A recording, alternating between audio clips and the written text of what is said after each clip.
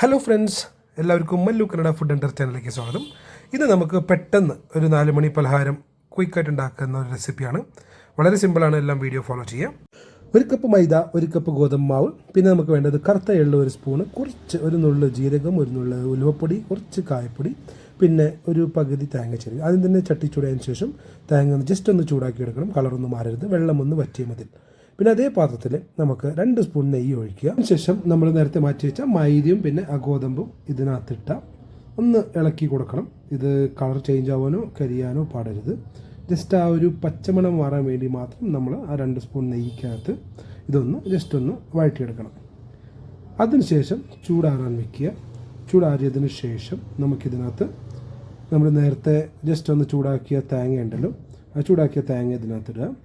ജീരകം, എള്ള്, പിന്നെ കുറച്ച് കുരുമുളക് പൊടി, പിന്നെ നമുക്ക് ഒരു നുള്ള ഇങ്കിൻ്റെ പൊടിയാണ് ഇട്ടത്, പിന്നെ കുറച്ച് ഉപ്പ്. ഓക്കെ, അധികം ഉപ്പാവാൻ പാടില്ല, കുറച്ച് ഉപ്പ്. ഇത് ഇത്ര ഇട്ട് നമുക്കൊന്ന് കൂട്ടി ഇളക്കണം.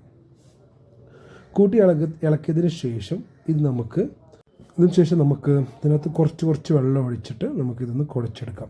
അപ്പോൾ ഒറ്റയടിക്ക് അധികം വെള്ളം ഒഴിക്കാൻ പാടില്ല, ഇതിൻ്റെ ഒരു പരുവത്തിൽ വേണം ഇത് നമുക്ക് കുഴച്ചെടുക്കാം. അപ്പോൾ ഞാനിത് കാണിച്ചു തരാം.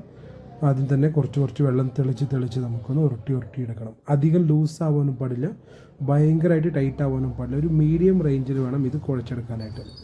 അപ്പോൾ വീഡിയോ സ്കിപ്പ് ചെയ്യാണ്ട് കാണുക. അപ്പോൾ ഈ രീതിയിൽ കണ്ടോ, അധികം വെള്ളം ഒഴിക്കാണ്ട് ഈ രീതിയിൽ നമുക്ക് ജസ്റ്റ് ഒന്ന് തെളിച്ച് കൊടുക്കുക.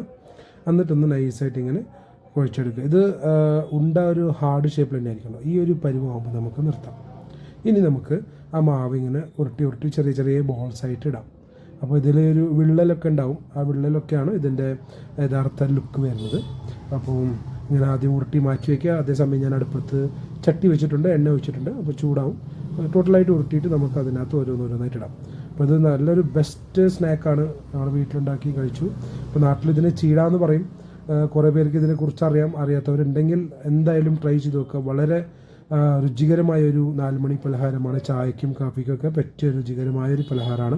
അതല്ലെങ്കിൽ എവിടെയെങ്കിലും യാത്ര പോകണമെങ്കിലോ പിക്നിക്ക് പോകണമെങ്കിലോ നിങ്ങൾക്ക് 2 ദിവസം മുന്നേ ഉണ്ടാക്കി വയ്ക്കാം, കേടാവില്ല.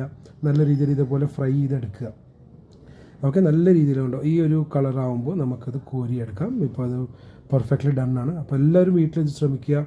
അഭിപ്രായങ്ങൾ അറിയിക്കുക. എന്തെങ്കിലും സ്പെഷ്യൽ ഡിഷ് ഉണ്ടാക്കണം അല്ലെങ്കിൽ അതിൻ്റെ ഒരു റെസിപ്പി വേണമെന്നുണ്ടെങ്കിൽ കമൻറ്റ് അറിയിക്കുക.